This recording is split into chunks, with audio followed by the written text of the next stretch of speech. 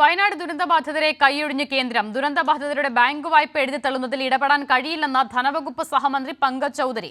അടൂർ പ്രകാശ് എംപിയുടെ ചോദ്യത്തിനാണ് മന്ത്രി ലോക്സഭയിൽ മറുപടി നൽകിയത്. സിബി ജോസഫ് ചേരുകയാണ്. സിബി, കേരള ഹൈക്കോടതിയിലടക്കം കേന്ദ്ര സർക്കാർ ഒളിച്ചുകളി തുടരുന്ന വിഷയമാണ്. അതിലിപ്പോൾ വ്യക്തത വരുത്തുകയാണല്ലേ? ദുരന്തബാധിതരെ പൂർണ്ണമായും കൈയൊഴിയുന്നു കേന്ദ്രം.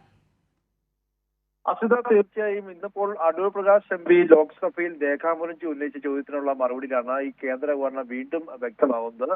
അതായത് മുണ്ടക്കൈ ചൂരമല ഉരുൾപൊട്ടൽ ദുരന്തബാധിത ബാങ്ക് വായ്പകൾ അത് എഴുതിത്തള്ളുന്നതിൽ ഇടപെടാനാകില്ല എന്ന് കേന്ദ്ര സർക്കാർ അറിയിക്കുകയായിരുന്നു.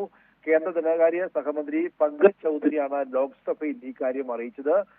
ദുരന്തത്തിൽ ഇരകളാക്കപ്പെട്ടവരുടെ വായ്പകൾ എഴുതിത്തള്ളുന്ന കാര്യത്തിൽ സെപ്റ്റംബർ 10 തീരുമാനമെടുക്കണമെന്ന് ഹൈക്കോടതി കേന്ദ്ര സർക്കാരിനോട് അന്ത്യശാസനം നൽകിയ ഒരു പശ്ചാത്തലം കൂടി ഇപ്പോൾ ഉണ്ട്. കഴിഞ്ഞ ദിവസമാണ് ഹൈക്കോടതിയിൽ നിന്നും ഇത്തരത്തിൽ രൂക്ഷമായ വിമർശനം കേന്ദ്ര സർക്കാരിനെതിരെ നടത്തിയത്. മാത്രമല്ല, കേന്ദ്രം 4 ആഴ്ച സമയം ചോദിച്ചപ്പോഴായിരുന്നു സെപ്റ്റംബർ 10 എന്ന തീയതിയും ഇതൊരു അവസാന അവസരമാണെന്നും ഹൈക്കോടതി വ്യക്തമാക്കിയത്. ഈ ദുരന്തബാധിതരുടെ വായ്പ നിലവിൽ കേരള ബാങ്ക് പൂർണ്ണമായും എഴുതിത്തള്ളുന്ന ഒരു മാതൃക കൂടി ഉണ്ട്. ഇതേ രീതിയിൽ എന്തുകൊണ്ട് കേന്ദ്ര സർക്കാരിന് വായ്പ എഴുതിത്തള്ളിക്കൂടാ എന്നും ഹൈക്കോടതി ആവർത്തിച്ച് ചോദിക്കുകയും ചെയ്തിരുന്നു. എന്തായാലും ഓണത്തിന് ശേഷം ഹർജി വീണ്ടും പരിഗണിക്കാനിരിക്കുകയാണ്.